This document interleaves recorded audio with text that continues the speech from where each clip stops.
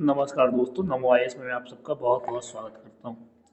दोस्तों, हमने एक सीरीज चालू की है करंट अफेयर्स की। इस एमसीक्यू फॉर्म में हम बना के डाल रहे हैं ताकि आप लोगों की यूपीएससी प्रीलिम्स 2024 की तैयारी अच्छे से हो सके। अभी से आपको इसकी आदत पड़ जाए ताकि उस समय आपको ज़्यादा परेशान ना होना पड़े। तो आइए शुरू कर। निम्नलिखित में से कौन यूरोपीय मुक्त व्यापार संगठन एफटीए का सदस्य है? 1 आइसलैंड, 2 लिंक्टेनस्टीन, 3 नॉर्वे और चौथा स्विट्जरलैंड। नीचे दिए गए कुटों का उपयोग करके सही उत्तर चुनिए। ए केवल 1, बी केवल 1 और 2, सी केवल 1 2 3, डी 1 2 3 और 4। दोस्तों, इसका सही जवाब है डी 1 2 3 और 4। आइए देख लेते हैं। देखिए, यूरोपीय मुक्त व्यापार संगठन ईएफटीए जो है उसके आइसलैंड, लिंक्टेनस्टीन, नॉर्वे, स्विट्जरलैंड ये चारों यूरोपीय यूनियन का हिस्सा नहीं है। ये अंतर सरकारी संगठन है। इसकी स्थापना वर्ष 1960 में स्टॉकहोम कन्वेंशन द्वारा की गई थी। इसका उद्देश्य अपने 4 सदस्य देशों और विश्व भर में उनके व्यापारिक भागीदारों के लाभ के लिए मुक्त व्यापार तथा आर्थिक एकीकरण को बढ़ावा देना है। अतः विकल्प डी सही है। आइए बढ़ते हैं हम अपने अगले प्रश्न की तरफ। ये देखिए, वैश्विक दलहन सम्मेलन 2024 के संबंध में निम्नलिखित कथनों पर विचार कीजिए। इसका आयोजन कृषि एवं किसान कल्याण मंत्रालय और नीति आयोग द्वारा किया गया था। यह उद्योग का सबसे बड़ा वैश्विक आयोजन है जो 50 से अधिक देशों के प्रमुख व्यक्तियों को एक साथ लाता है। देखिए, उपयुक्त में से कौन सा कथन सही है? ए केवल 1, बी केवल 2, सी 1 और 2 दोनों, डी ना तो 1 और ना ही 2। देखिए, इसका सही जवाब है जो दोस्तों वो है बी केवल 2। ठीक है, आइए देख लेते हैं क्यों। देखिए, हाल ही में भारतीय राष्ट्रीय कृषि सहकारी विपणन संघ limited, national agriculture cooperative marketing federation of India limited NAFED और ग्लोबल पल्स कन्फेडरेशन GPC द्वारा संयुक्त रूप से वैश्विक दलहन सम्मेलन का आयोजन किया गया। इस सम्मेलन का आयोजन वार्षिक रूप से किया जाता है जिसमें मुख्य रूप से दलहन उत्पादक, संसाधक तथा व्यापारी भाग लेते हैं। अतः कथन एक सही नहीं है। दूसरा है, वैश्विक दलहन सम्मेलन संबंध क्षेत्र का सबसे बड़ा वैश्विक आयोजन है जिसमें 50 से अधिक देशों के प्रतिनिधि शामिल होते हैं। अतः 2 कथन सही है। ठीक है, आइए आगे देखते हैं। हमारा अगला क्वेश्चन क्या है? राष्ट्रीय अनुसूचित जाति आयोग के संबंध में निम्नलिखित कथनों पर विचार कीजिए। यह अनुसूचित जातियों के शोषण के खिलाफ सुरक्षा उपाय प्रदान करने के लिए स्थापित एक संवैधानिक निकाय है। 79वें संवैधानिक संशोधन अधिनियम 2003 ने अनुसूचित जाति और अनुसूचित जनजाति के लिए संयुक्त राष्ट्रीय आयोग को 2 अलग अलग निकायों में विभाजित कर दिया। उपयुक्त में से कौन सा कथन सही है? ए केवल 1, बी केवल 2, सी 1 और 2 दोनों, डी ना तो 1 ना ही 2। इसका सही आंसर है दोस्तों ए केवल 1। आइए जान लेते हैं क्यों। देखिए, राष्ट्रीय अनुसूचित जाति आयोग, national commission for schedule caste NCSC, यह एक संवैधानिक निकाय है जिसकी स्थापना अनुसूचित जातियों के शोषण के विरुद्ध सुरक्षा उपाय प्रदान करना है।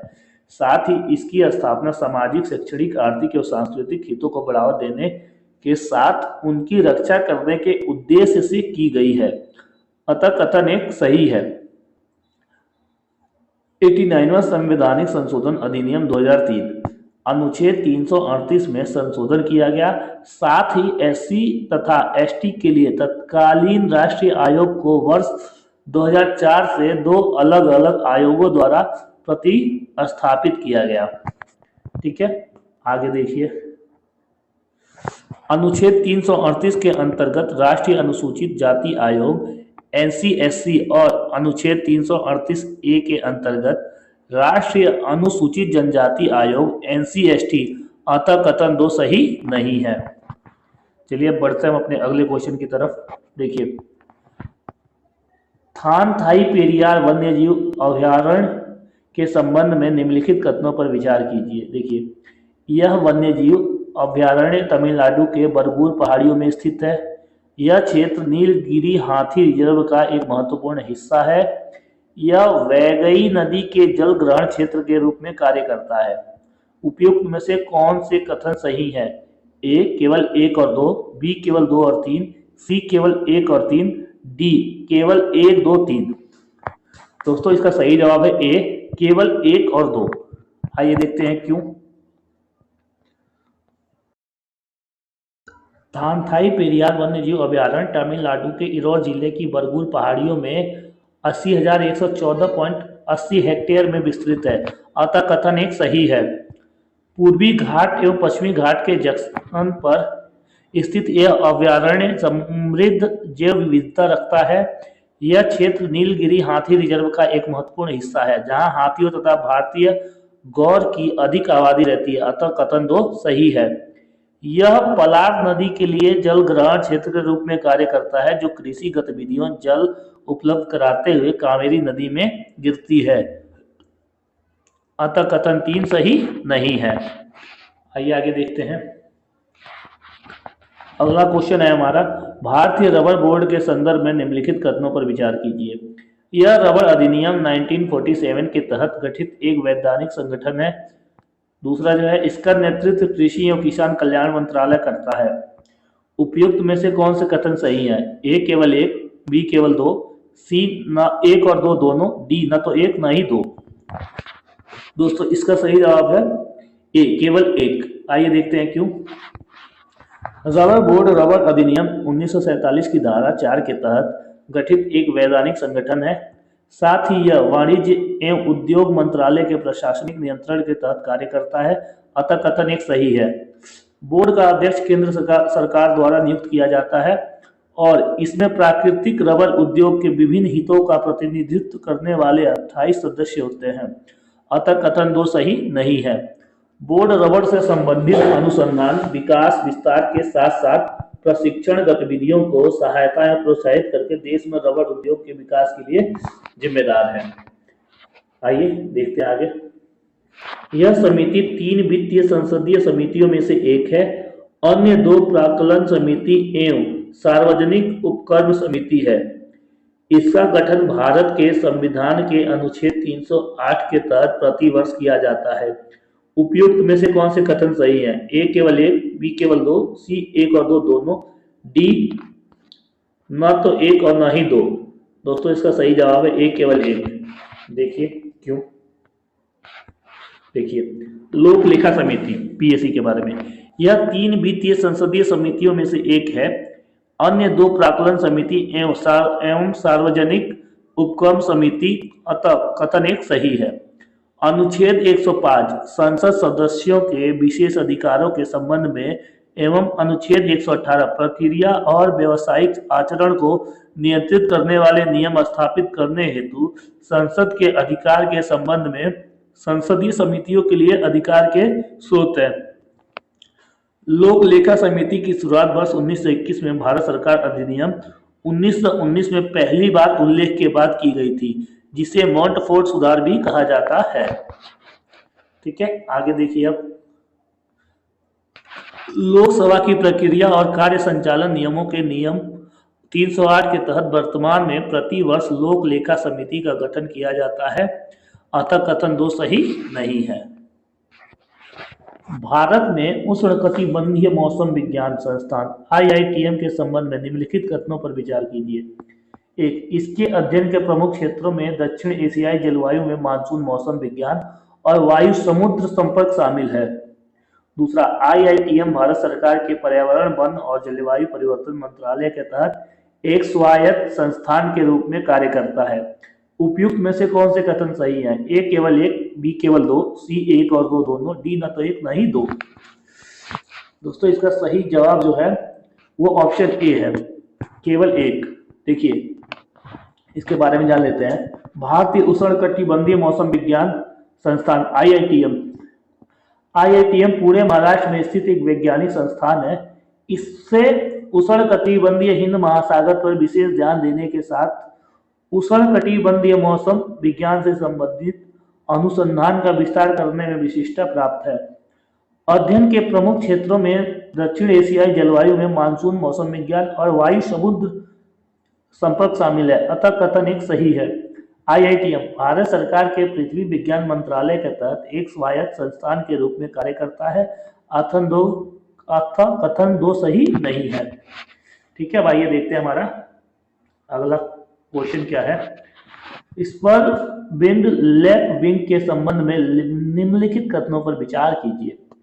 स्पर विंग लैप विंग चाराड्रिडे परिवार से संबंधित है। यह पक्षी आमतौर पर अफ्रीका के मध्य और उप सहारा क्षेत्रों में पाया जाता है। IUCN स्थिति के अनुसार पक्षी को गंभीर संकटग्रस्त के रूप में वर्गीकृत किया गया है। उपयुक्त में से कितने कथन सही हैं? A 1, B 2, C सभी 3, D इनमें से कोई भी नहीं। दोस्तों इसका सही जवाब है ऑप्शन बी। ठीक है, ऑप्शन बी केवल 2। ठीक है, इसके बारे में जान लेते हैं। हाल ही में पक्षी प्रेमियों के एक समूह ने तेलंगाना के वारंगल में अम्मावारी पेट झील पर एक अफ्रीकी भूमध्य सागरीय वेटर पक्षी स्पर विंग्ड लैपविंग वेलनेस स्पिनोसस को देखा। ऐसा माना जाता है कि यह पक्षी भारत में पहली बार देखा गया है। यह स्पर विंग लैपविंग चाराड्रिडे परिवार से संबंधित है, अतः कथन एक सही है। रेंज मध्य उप सहारा अफ्रीका पूर्वी भूमध्य सागर, अतः कथन 2 सही है। IUCN रेड सूची श्रेणी, अतः कथन 30 सही नहीं है। आहार मांसाहारी मुख्य रूप से कीड़े, कीट, लार्वा और छोटे अकशेरुकी सक्रिय दैनिक विभिन्न प्रकार से दैनिक या रात्रिचर किसी दिए गए क्षेत्र में शिकार और शिकारियों की सघनता के आधार पर स्पर विंग लैपविंग दिन रात सक्रिय रहते हैं। ठीक है, अब इसके आगे हम देखते हैं क्या है। मुख्यमंत्री महिला उद्यमिता अभियान MMUA के संबंध में निम्नलिखित कथनों पर विचार कीजिए। इस योजना का लक्ष्य स्वयं सहायता समूहों में भाग लेने वाली ग्रामीण महिलाओं के विकास का समर्थन करना और उन्हें अपने समुदायों में सूक्ष्म उद्यमी बनने में सहायता करना है। अधिकतम 4 बच्चों वाले अनुसूचित जनजाति ST और अनुसूचित जाति SC परिवार इस योजना के लाभ हेतु पात्र हैं। उपयुक्त में से कौन सा कथन सही है? A केवल 1, B केवल 2, C 1 और 2 दोनों, D न तो 1 और ना ही 2। आइए देखते हैं इसका सही जवाब क्या है। ऑप्शन C 1 और 2 दोनों। ठीक है, देखते हैं क्यों। देखिए, मुख्यमंत्री महिला उद्यमिता अभियान MMUA योजना का लक्ष्य स्वयं सहायता समूहों में भाग लेने वाली ग्रामीण महिलाओं के विकास का समर्थन करना है। साथ ही उन्हें 1 लाख प्रति सदस्य प्रति वर्ष के लक्षित आय वाले सूक्ष्म उद्यमी बनने में सहायता करना है, अतः कथन एक सही है। योजना के लिए अर्हता प्राप्त करने हेतु बच्चों की संख्या में संबंधित सीमाएं हैं। सामान्य एवं OBC वर्ग की महिलाएं अधिकतम 3 बच्चे, SC ST अधिकतम 4 बच्चों को लाभ लेने की अनुमति, अतः कथन 2 सही है। ठीक है, अगला देखिए। मोरन, मोडोक और टी ट्राइब्स अधिकतर 4 बच्चे होने चाहिए। अब आगे देखिए। भील जनजाति के संबंध में निम्नलिखित कथनों पर विचार कीजिए। ये उड़ीसा के सबसे बड़े जनजातीय समूह है। दूसरा, ये उत्कृष्ट धनुर्धर होने के साथ साथ कुशल मूर्तिकार भी हैं।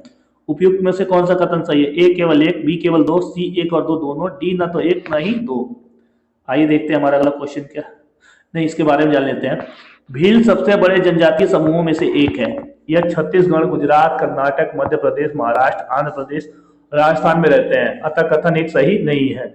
यह नाम बिल्लू शब्द से लिया गया है जिसका अर्थ है धनुष। भील अपने स्थानीय भौगोलिक परिवेश के गहन ज्ञान के साथ साथ उत्कृष्ट धनुर्धर माने जाते हैं। यह परंपरागत रूप से गुरिल्ला युद्ध में निपुण माने जाते रहे हैं, जिनमें से वर्तमान में अधिकांश किसान और खेतिहर मजदूर होने के साथ ही कुशल मूर्तिकार भी हैं, अतः कथन 2 सही है।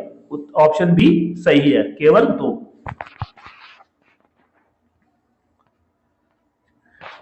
अगला को ये देखिए, ये सीरीज यही समाप्त होती है और आज आप लोगों के लिए ये सीरीज यही समाप्त होती है और हम बढ़ते हैं अपने अभ्यास प्रश्न की तरफ। ठीक है, ये आप लोगों के लिए है जो हमें कमेंट करके बताना है आप लोगों को इसका आंसर।